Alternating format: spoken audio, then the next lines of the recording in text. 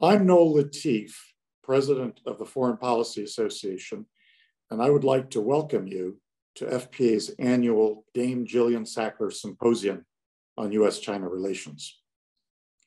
FPA Director Maurice Greenberg recently took out a full-page ad in the Wall Street Journal for an open letter to President Biden and President Xi on the need to stabilize bilateral relations. The letter reads, "The U.S. and China stand at a pivotal moment in global history. As the world's two largest economies, with the two most expansive strategic footprints, our bilateral relationship is the most important one in the world. Together, we share the great responsibility of preserving global peace and stability. Not only can we jointly maintain and promote peace, but our combined efforts can also achieve great strides in some of humanity's most pressing challenges, from poverty mitigation and world hunger to climate change and human health. Pursuing a path to conflict is untenable and would likely lead to one of humankind's most unfortunate chapters. Our two countries have a long history of cooperation and common understanding.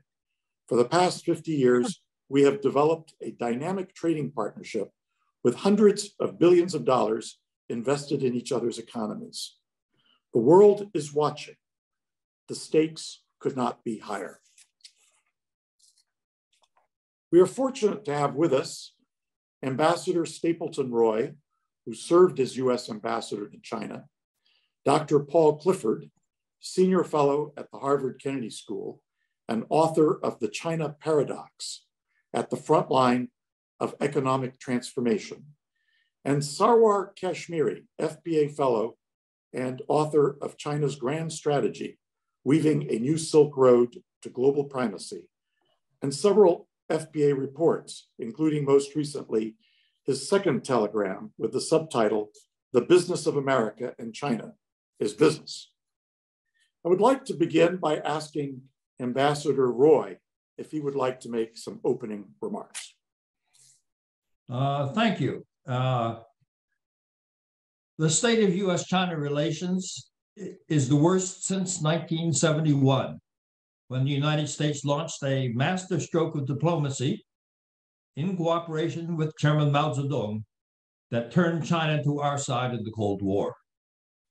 The parlous state of the relationship at the moment is symbolized by the fact that an errant Chinese surveillance balloon was sufficient to derail a vitally important initiative launched by President Biden and President Xi Jinping in Bali last November, aimed at stabilizing the bilateral relationship.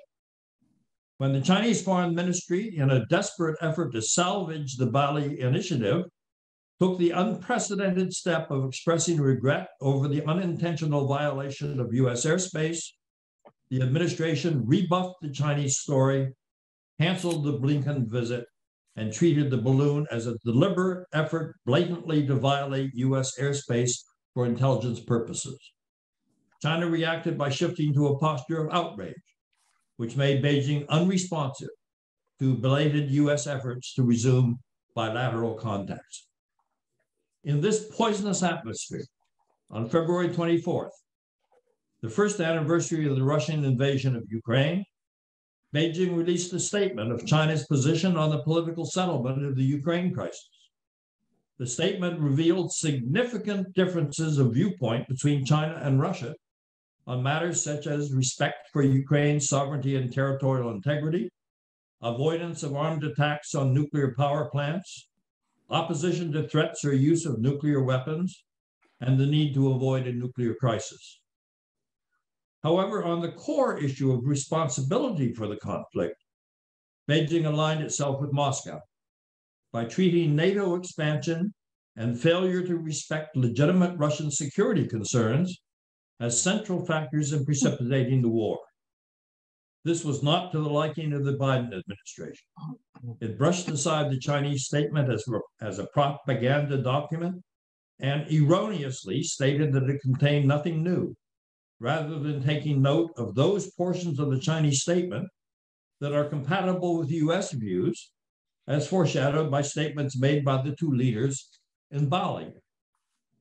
In the face of Western hostility, the Sino-Russian strategic partnership has become a marriage of necessity, not of convenience. Neither Moscow nor Beijing can readily deal with a hostile United States on its own.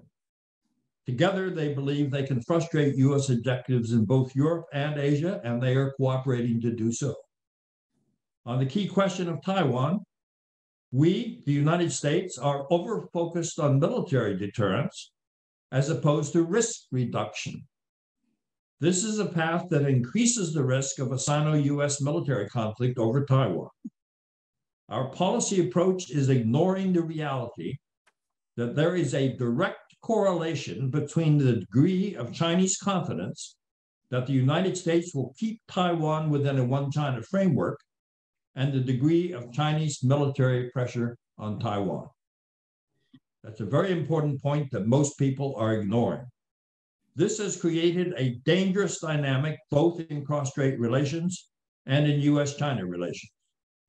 We are also misreading Taiwan domestic attitudes, where public opinion favors maintenance of a status quo that precludes official relations between Taipei and Washington.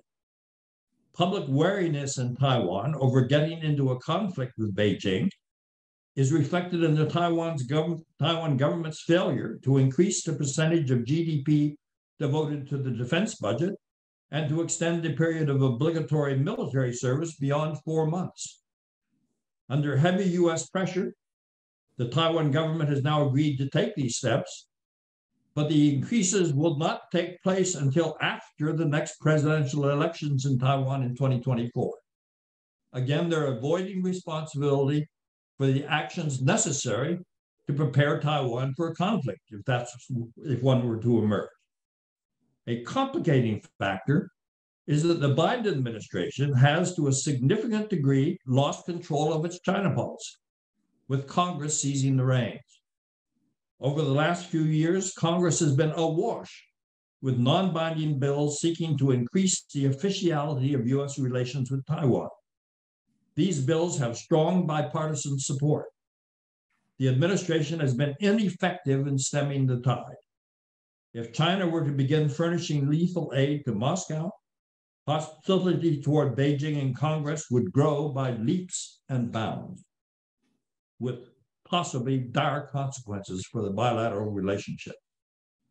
On a final positive note, in the last few days, the United States Secretary of the Treasury, Janet Yellen, has given an important speech on the U.S. economic approach to East Asia. It is a balanced and long overdue statement that makes clear the United States will protect our vital technology from China, but is determined to seek a healthy economic relationship with Beijing that fosters growth and innovation in both countries. The speech rejects the idea that the United States is seeking to hold down China's development, arguing that a China that plays by international rules is good for the United States and the world. It rejects the goal of decoupling the U.S. economy from that of China, as opposed to the narrower goal of de-risking sensitive areas of trade and investment. The speech fills an important gap in the Biden administration's foreign policy for the Indo-Pacific region. However, the Yellen-favored approach is controversial within the Biden administration, and it remains to be seen whether this approach can be sustained. So this is a bright spot in terms of the Biden administration approach to China, but the problem is the administration has been blowing hot and cold. At one moment, it completely drops the idea of cooperation with China and talks about rivalry or competition. And now is beginning to talk about the need for us to actually work with China in important areas. What is needed in U.S. policy toward China is consistency and coherence. And at the moment, we do not have either of those factors. So I think there is great room for improvement in the way that we are dealing with China. And I look forward to the opinions of my fellow panelists. Thank you, Ambassador Roy. We'll now turn to Dr. Paul Clifford, Senior Fellow at the Harvard Kennedy School. Thanks, Noel, and thanks to the FBA PA for inviting me. This very important discussion on U.S. China relations. It was about 11 months ago I participated in a similar symposium they organized. And I think we expressed in that panel the view that the US might be sleepwalking into conflict with China. My concerns remain and have been amplified since then. But I do find the recent speech by Treasury Secretary Yellen to be very encouraging, while also a little bit ambiguous. Also yesterday, UK Foreign Secretary cleverly talked about the need for more engagement with China, not decoupling. And a Taiwan politician from the opposition KMT party recently urged the US not to undermine Taiwan by stressing the vulnerability of its semiconductor industry.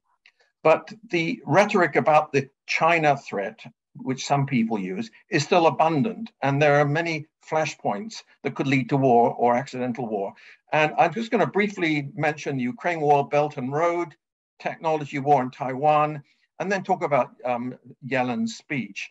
First of all, on the Ukraine war, very briefly, I think China feels constrained not to throw Russia under the bus, so to speak, since China values Russia's role in pushing back on the USA, which has openly pledged to contain China's rise. But on the other hand, the heart of China's role in the world today, so far, is as an exporter of goods, services, and investment, and has a strong need for a stable world order where trade and investment can thrive. The hope is that that factor, this last factor, will convince China to get off the fence. The stakes in terms of loss of life, World War I style, and broadening conflict are so high. So I think we should welcome action by China to calm the flames of war, even if they do this purely out of political and economic self-interest. That's a little point we want to make. On the Belt and Road, I mean, Chinese leaders correctly view the economic heft of the Belt and Road Initiative as a path to increase geopolitical influence. And I know, my colleague here has also written a lot on the Belt and Road. I'm looking forward to his views on it. It brings a lot of international clout. That in turn creates friction with incumbent world powers who feel they're being challenged or even displaced. Furthermore, the way China interacts in the BRI, the Belt and Road, with smaller and weaker nations raises legitimate concerns. And I happen to agree with Yellen's view that China must be much more active in addressing the debt overhang they helped create. Still, the point about China's Belt and Road is that it has not been accompanied by the kind of military might that followed the British East India Company into India in the 19th century. And so far, China's overseas military presence is inconsequential compared to that of the USA. So the Belt and Road's fundamental nature is an international expression of China's industrial and technological rise, albeit with significant political trappings. China is exporting its engineering, project management, and manufacturing skills that it developed and fine-tuned through its massive economic revitalization. So next point, the technology war. I think there's good reason not to permit autocratic China to build our telecoms infrastructure. That's, I think, quite legitimate. But it's quite another thing to go after Huawei's manufacturing of mobile handsets. The alarm over China and technology is because China has had the temerity to innovate and move beyond the old catch-up mode of copy and steal. Throat holds to China, whether they're in semiconductor supply or the technology used to make the chips, may slow China's progress, but in the medium term will simply drive China to be more self-reliant and creative. We all in the past listened to people inveighing against the Chinese government subsidizing its manufacturing. We hear that all the time. But in the future, in the short term, I think we'll see China using artificial intelligence to automate and massively drive down manufacturing costs, giving its producers real advantage. I think the best for us is to invest to compete, not try to bring down China. Finally, on the major points on Taiwan, my sense is that Taiwan is keen to maintain the status quo, which has worked so well for them over the years. It is also just conceivable that, for all its belligerence and bluster, perhaps focused on reasserting its claim to the island, the PRC may prefer the status quo, since it actually benefits from it. Should the yardstick of a smart Taiwan policy be the extent to which it supports and does not undermine the status quo in Taiwan? And secondly, should that smart policy also avoid fueling the notion of Taiwan independence, something which would likely provoke a PRC attack? So finally, on Treasury Secretary Yellen's speech, some find the speech shocking. I've heard that. I find it welcome and long overdue. It does indicate a shift in emphasis and above all in tone, I would say. I'm encouraged by the move away from decoupling and the words calling for healthy economic engagement, mutual improvement, a cooperation on major challenges such as climate change and healthcare. I also understand the continued heavy weight she puts on national security, but the issue really is the extent to which that policy impinges on trade and investment with China. So in discussions with the Chinese, she may find that they are not at all convinced when she denies that the goal is to stifle China's economic and technological modernization. I think those two parts don't fit together that well. That's my view. So I'll tell you truthfully, I'm not a great fan of exceptionalism, whether it comes from the USA or from China. When Yellen states that China's economic growth need not be incompatible with US economic leadership, and I stress the words US economic leadership, is it possible that the Chinese would see this as falling some way short of a true olive branch? That's my comment.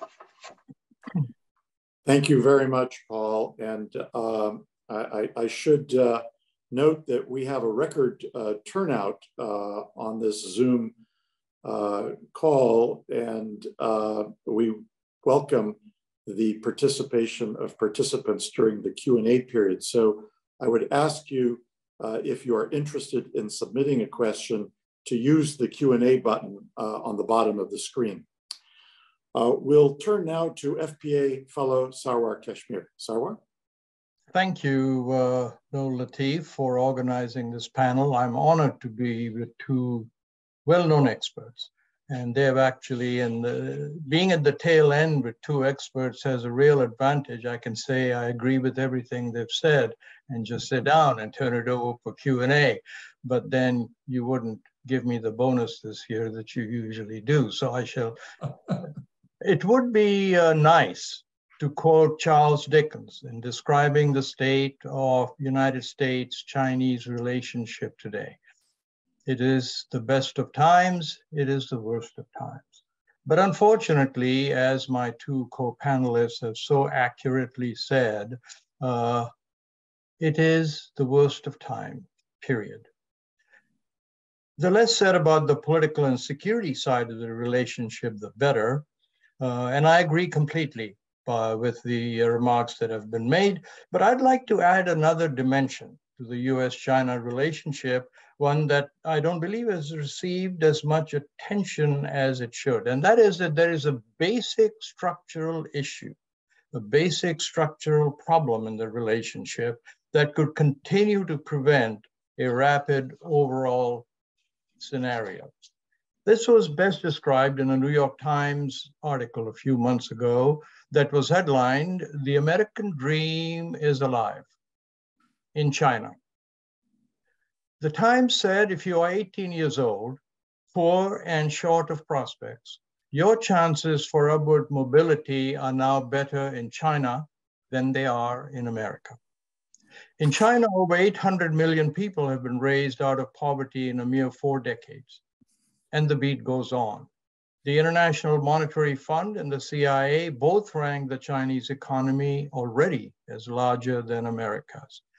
The quandary in my mind, Paul and Stapleton, the quandary in my mind is this: can America learn to coexist with a country that does not believe in liberal democracy, would ever work as vast country as China, And what's more, it's been demonstrating with hard statistics what capitalism with Chinese characteristics, tight control of the governmental structure, socialist contract between the government and the people without elections, a free press, all the other paraphernalia of a liberal democracy can do for its people. It's been demonstrating it can do better and serve its people better.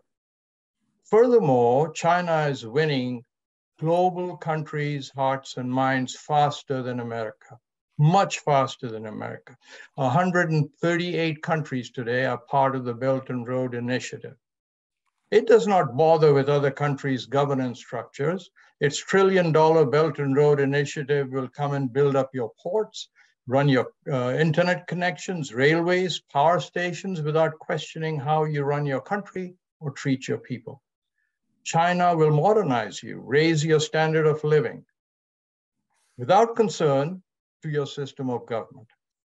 A probably apocryphal quote from an African head of state says it all. When China comes here, I get a bridge. When America comes here, I get a lecture. Can America really learn to live with China? Sorry. Can America really learn to live with China given this systemic conflict in the two countries' DNA? But there really is no other choice. Given the years of criticism of China's authoritarian government, can any US government, Democratic, Republican, otherwise, convince Americans that for the foreseeable future, they will have to live with the China that is now eyeball to eyeball with the US economically and militarily, does not believe in liberal democracy, and probably never will. Not that America is going to disappear. We have a huge economy. We have entrepreneurial culture, deepest financial markets, huge economy that is freer than most. And even today, to the tune of Yankee Go Home, people still say, but take me with you. As my dear mother always says, it takes two hands to clap. How is China going to help meet America halfway? This to me is the core of what will either make or break America's ability to coexist with China. And I will end, Mr. Chairman, by repeating a quote from my favorite Irishman, that nobody ever made money betting against America. Thank you, Mr. Chairman.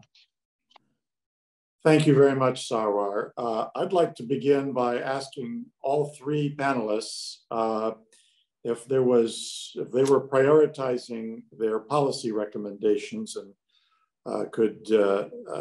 would have the ear of both Presidents Biden and Xi, what would be your principal recommendation to stabilize bilateral relations? And maybe I could start with Ambassador Roy.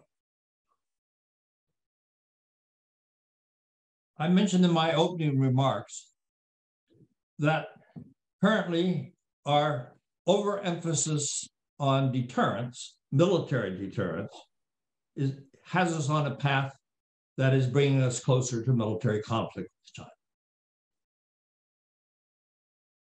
There are important aspects of the Taiwan issue that get far too little attention.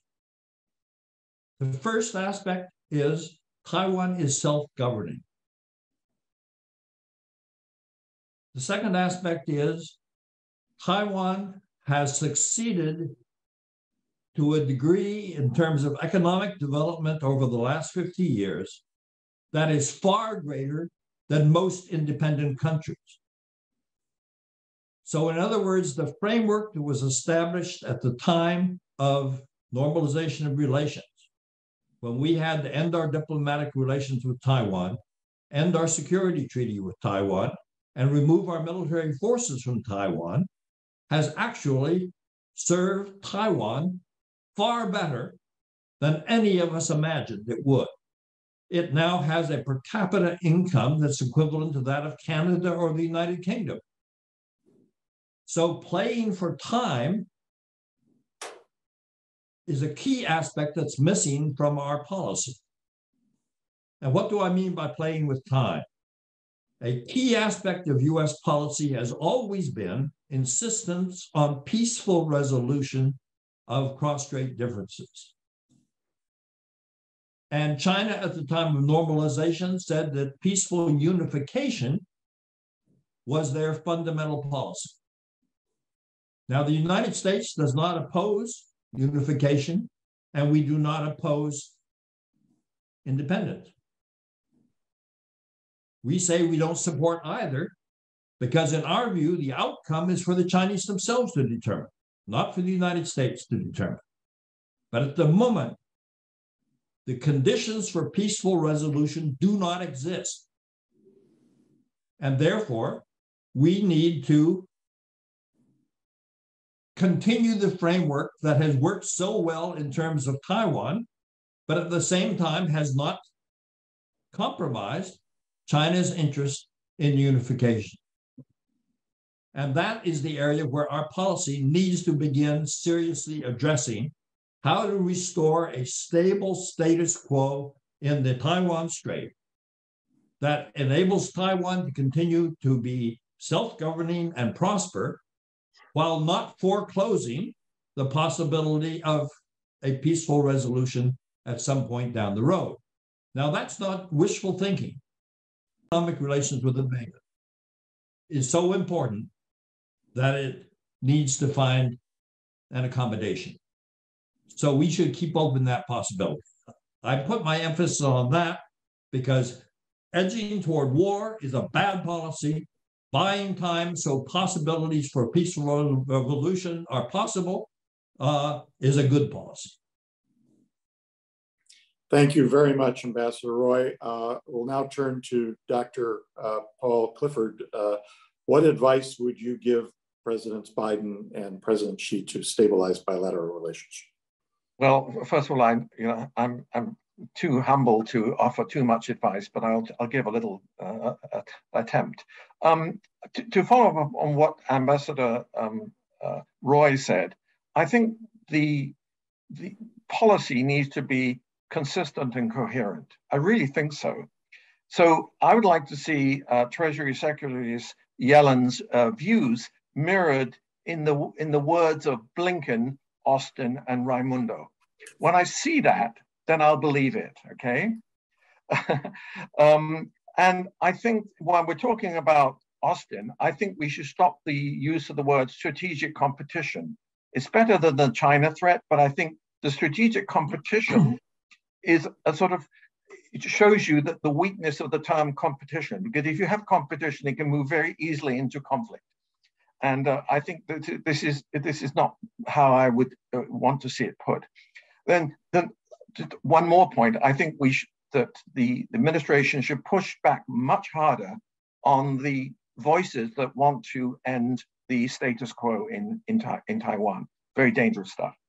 And then thirdly, I think we just need to work on the cooperation part of Blinken's, three-part message, and really work hard on some issues like climate change and healthcare, where we could do so many good things with China. I would like to jump in here and refer to Treasury Secretary Janet Yellen's speech last week, in which she said under the heading towards healthy economic engagement, that as we protect our security interests and human rights values, we will also pursue our second objective, healthy economic engagement that benefits both countries. Let's start with the obvious, she continues. The US and China are the two largest economies in the world, and we are deeply integrated with one another. Overall trade between our countries reached over $700 billion in 2021. We trade more with China than with any countries other than Canada and Mexico. American firms have extensive operations in China. Hundreds of Chinese firms are listed on our stock exchanges, which are part of the deepest and most liquid capital markets in the world. According to the Nature Index, the United States and China are each other's most significant scientific collaborators. and China remains among the top sources for international students in the United States. She continues, as I've said, the United States will assert ourselves when our vital interests are at stake, but we do not seek to decouple, quote unquote, our economy from China's. A full separation of our economies would be disastrous for both countries. It would be destabilizing for the rest of the world. Rather, we know that the health of the Chinese and US economies is closely linked. Do you agree with the foregoing, Sarwar? And what advice would you give Presidents Biden and Xi? Well, I must say that I totally agree with what the secretary said. I think it was brave of her to do that. And like my other two panelists, I do hope that this is a beginning of a thaw in this whole idea that we can decouple. Noel, I have 4 quick suggestions that I would make. The first one is that 11 million Chinese college graduates this year will flood the Chinese economy, which already has a 19% unemployment rate for youth. I think America should encourage all of these people to come to American universities for their graduate work and their research. Given the high-tech shortage in the US and the rising anti-Asian sentiments, this would be a win-win opportunity without bounds. That's my first one. The second one is the world is just emerging from the horrors of COVID pandemic. During the Cold War, we had something called the Strategic Air Command. And I would love to propose that we now have a Strategic Pandemic Command, a China-US force ready to step in anywhere in the world as needed, as quickly as we can. In 2004, I might remind your viewers that the Ebola pandemic, 3,000 military medical personnel from the 82nd Airborne were airlifted within days to West Africa, and they put their entire hospital in operation. It would be poetic also to use the Cold War terminology of the Strategic Pandemic Command.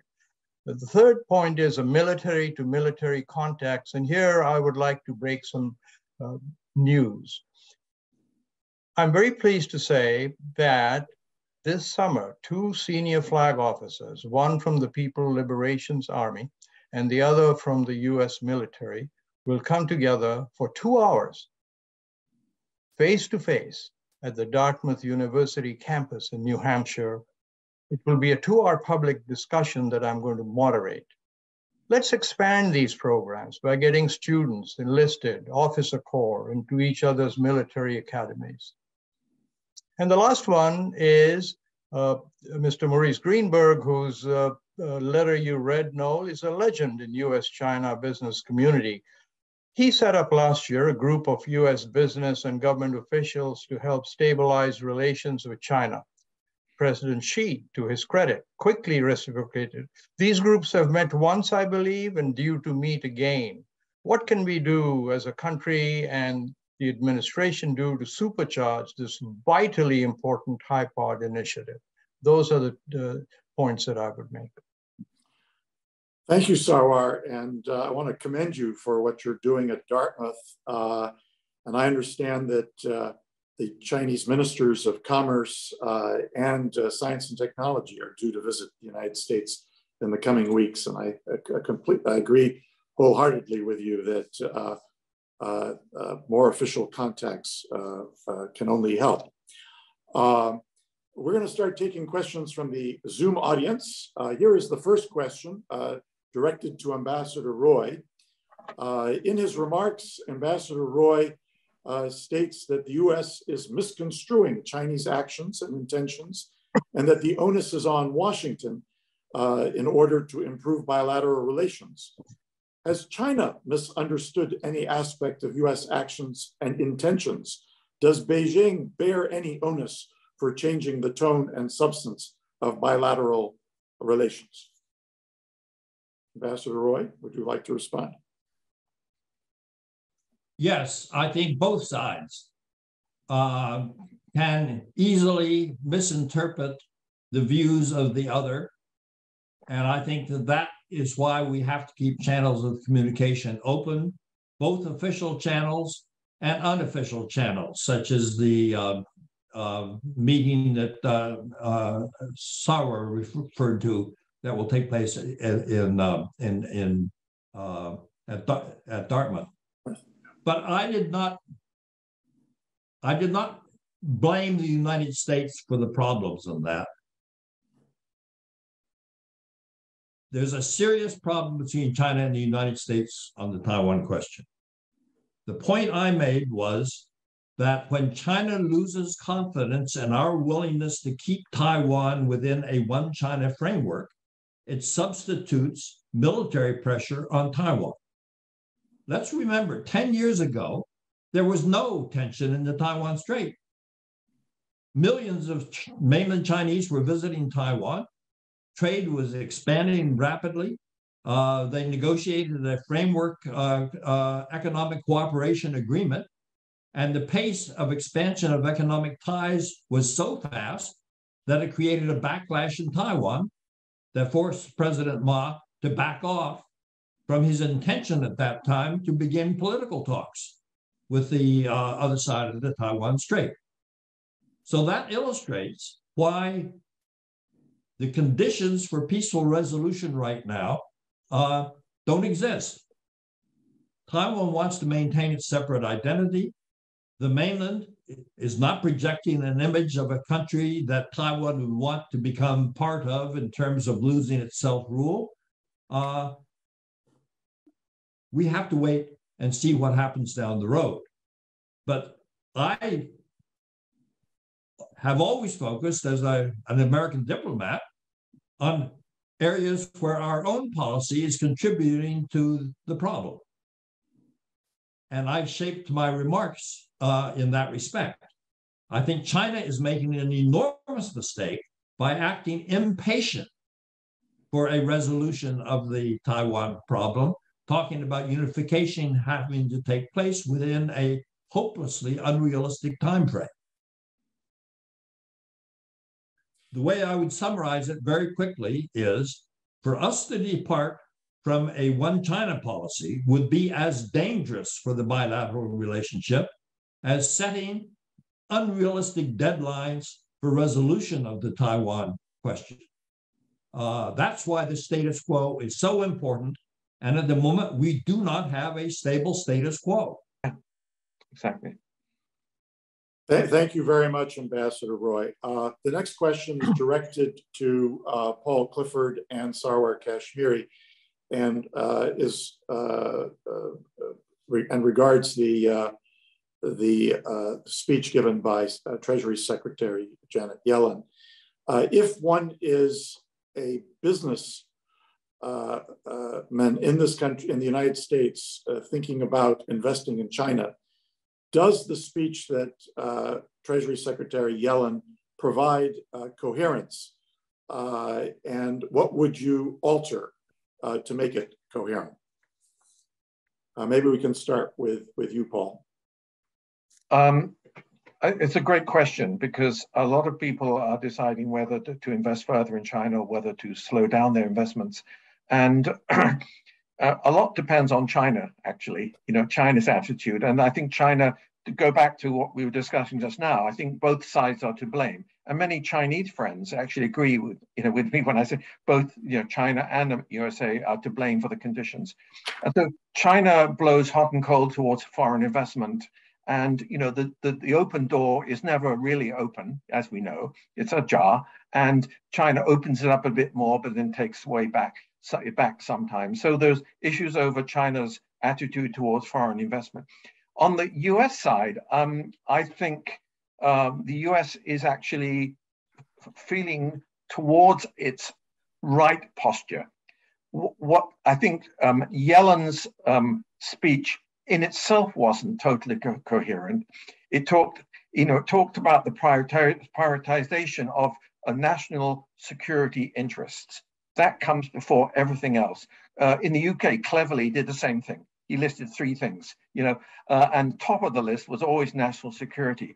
So that implies that that colleague Gina Raimondo, will be working to try and limit China's ability to gain technology that might be used for military purposes. The problem is it's very hard to know where to draw that line, because so much has dual use, right? Semiconductors can be used for pretty well anything. So, my point was that China will get there in the end.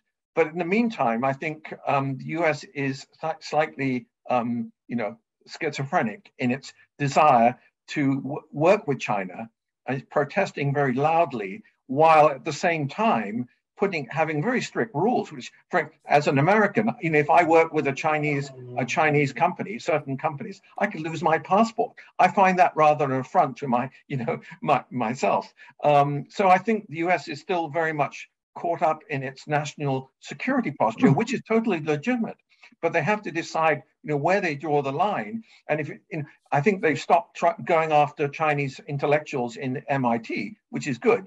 But what I hear is that they're still doing a lot of that same stuff, but undercover. So I would like the US has to get its act together, and I'm looking for a complete coherence across the board, across all the departments. Thank you. I would say, if you're going to China, I would read everything very carefully, and I wouldn't rush to assume that everything is going to be wonderful from the US side. I do not think that's necessarily the case. Sarwar? First of all, I want to say I agree with Paul Clifford that I'd like to see many more administration officials echo Janet Yellen. I was glad it was yesterday, I think, that our trade czar also said that decoupling would be fatal for the United States. As a businessman at heart, which I used to be till I made a right or left turn, depending on what you call it, I would say, follow the money. For example, there are $15 trillion sitting under mattresses and in commercial banks in China because they don't have a well-developed wealth management system, mutual funds, all the other vehicles that America has made such a success of. And that's why Morgan Stanley, HSBC, Morgan Bank, all of these people are rushing into China. Right. So I recently read a book called The Time Machine, where an American the asset management group actually bought controlling interest in the Shanghai Development Bank, which was going bust. They turned it around and sold it back to the Shanghai government, the Chinese government, and made money for their investors. So in spite of everything else, money is being made. And I am a firm believer, and that's why I applaud Mr. Greenberg, that business must lead the way. Everything else will follow, given luck and common sense, as Ambassador Roy has said. If we can just take it easy, take a deep breath, but go doing what we've been doing. Thank you, Sarwar. The next question from the Zoom audience is, what do our panelists think is China's goal? I take it overarching goal in foreign policy. Ambassador Roy?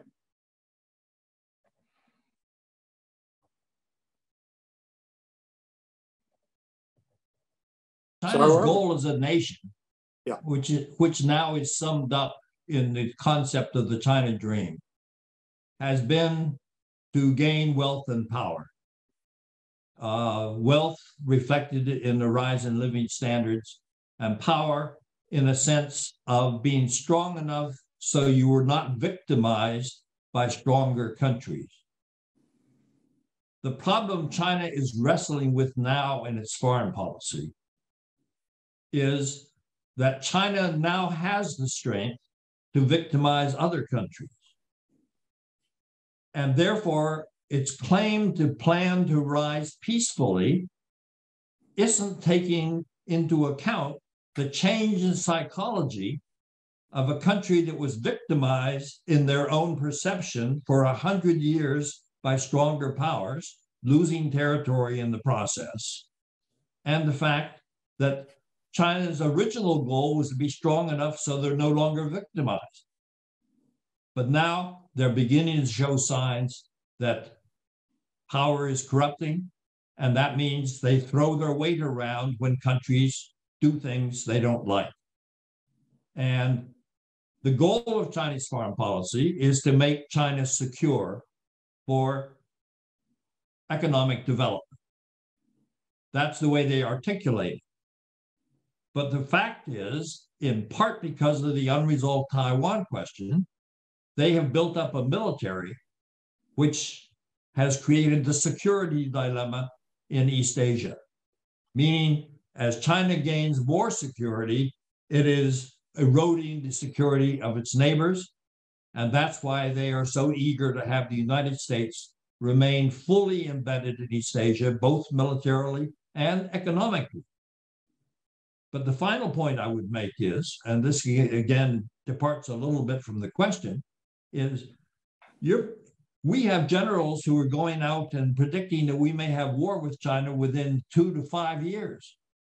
If you're a businessman planning investments in China, and if a conflict emerges between the United States and China, all of your business investments are gone. So that's why the Taiwan issue is so important in terms of Janet Yellen's speech. She didn't address the question in her remarks, but it has to be addressed as part of an economic strategy to enable us to get the advantages of an economic relationship with China, while at the same time protecting our crown jewels in terms of military relevant technology, which China would like to get and which we cannot afford to let them have. Well, thank you for that excellent overview. Paul, do you have anything you would like to add? Yes, I totally agree that China's goal is fuchang, wealth, wealth and power, to be strong. But I think beyond that, I think China really wants to have, self-respect, mutual respect, the respect of the world. I think it wants to take its place in the world. And that has partly to do with its, abundant technology and engineering skills, and a large nation that wants to play a part in the world economically, and it doesn't want to be lectured by the U.S. about the need for U.S. economic leadership. I think it really doesn't fit very well with China's goals, so it creates friction. So on the other, and also to reflect a little bit on what Ambassador Roy said, I think that having come out of a period where it's really been trying to defend the goals of the revolution, right? And of course, under Mao, things were sent back for a while, but I think since Deng Xiaoping, there have been great achievements, and China is not going to let those achievements be wiped out by any other great power or superpower. But there is a risk with all this, and this is the wrong type of nationalism, I would call it. And I think China has two types of nationalism. The one I know and respect, but also a rather harder type of nationalism, which doesn't respect other nations the way it should.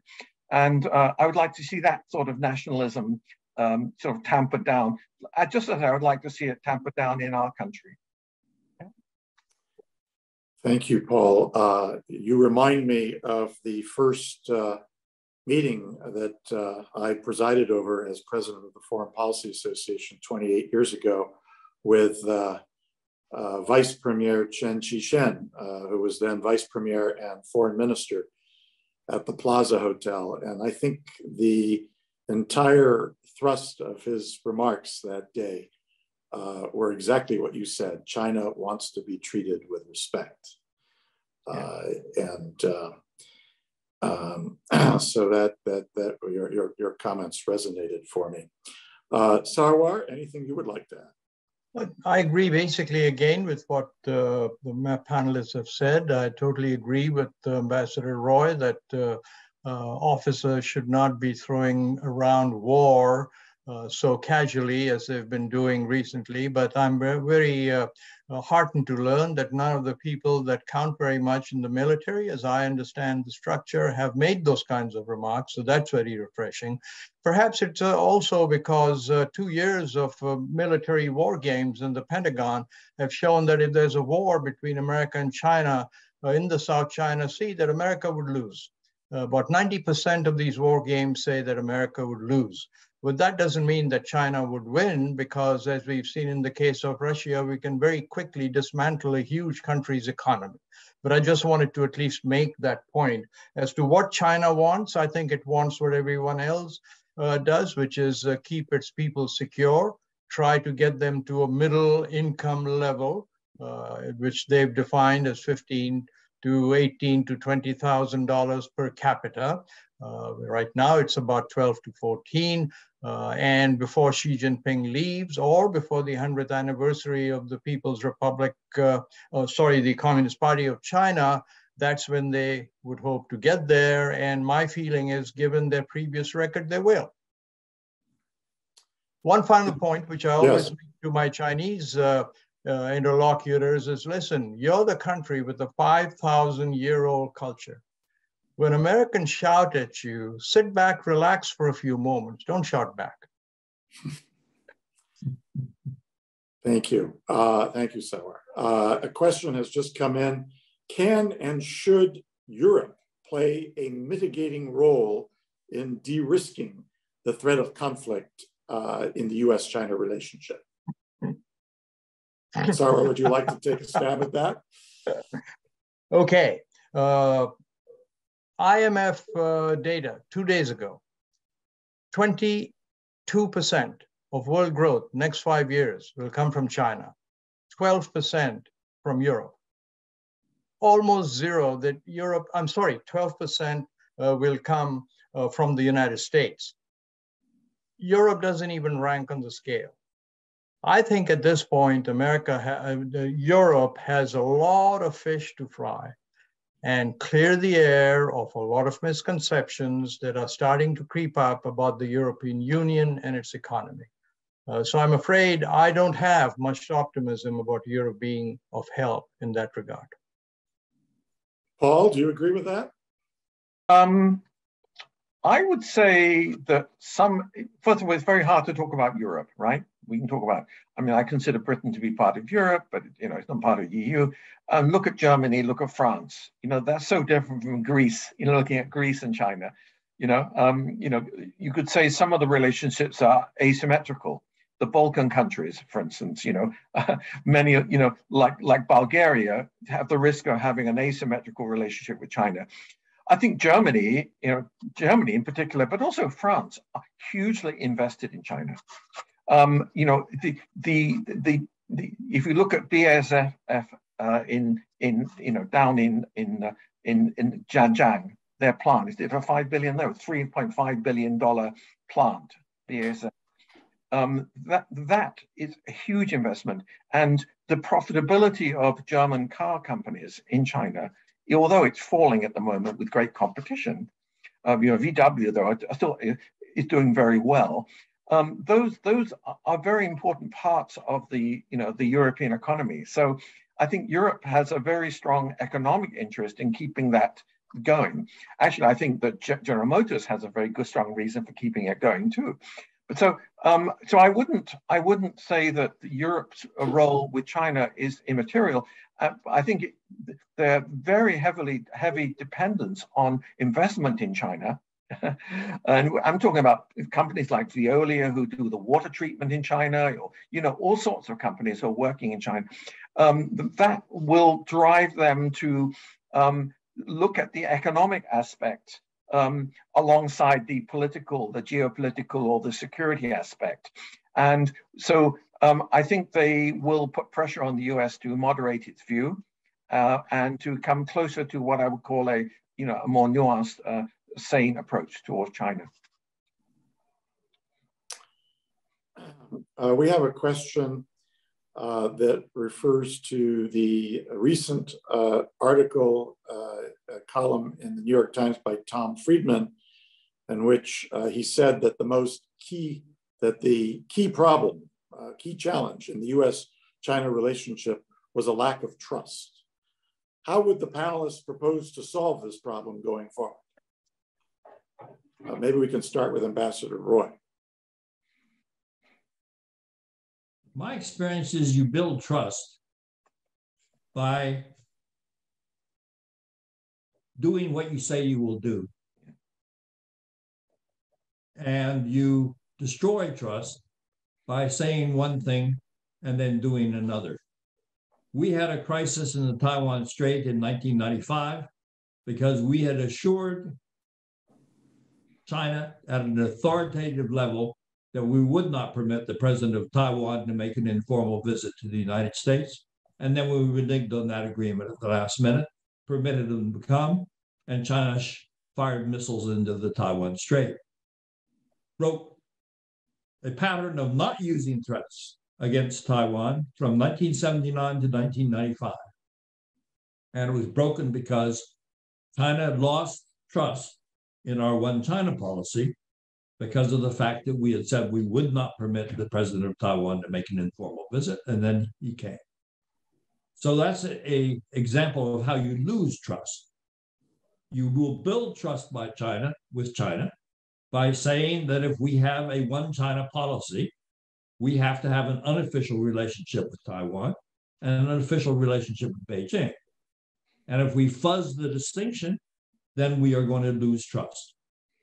So I think trust is important, but it's something you have to build, and it requires responsible behavior because you shouldn't say things you're not prepared to live up to. And if you have a pattern of living up to what you say, then China will trust you. Thank you for those words of wisdom. Paul, would you like to add anything on how we build trust? I totally agree. You have to follow through on what you say. And that goes for both sides. I think both sides are showing different sides at different moments, soft power, then hard power, both sides. And it's very, very, it doesn't sound sincere, it sounds disingenuous. So I think consistency again, saying what you believe and then following through in a sincere way, honest way is important. But also I think we do need to have more talking. And these can be in closed rooms like the National Committee did, having specialists and experts sitting behind closed doors talking about things. And the other thing I would say, one of the problems is that China does not really share all our values or many of our values, nor the so-called rules-based economy, which are set by the USA, of course. So it would be smart if both sides could sit down very honestly and go through all these issues and say, we are different. And we're going to acknowledge those differences, and we're going to find ways to stop those differences creating friction and possibly conflict or war. I think that might be a refreshing way of going about it, because I think there is a lack of sincerity on both sides, both on what they say and think, and how they react to each other. If we could get beyond that, we might have a more constructive dialogue. Thank you very much, Paul. Sarwar? I rest my case on the shoulders of these wonderful statements that have just been made. I don't have anything to add. Excellent. I will add one example. We have no trust in China's respect for copyrights, patents, protection of technology. And the reason is because they agree to follow international rules and they steal our technology. That's an example of the other side of the coin in terms of building trust. Thank you for that point, Ambassador Roy. We have come to the end of the hour.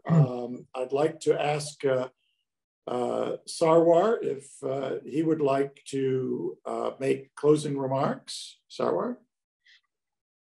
Actually, with respect, I would like to paraphrase Ambassador Roy's speech on the 50th anniversary of the Nixon visit to China.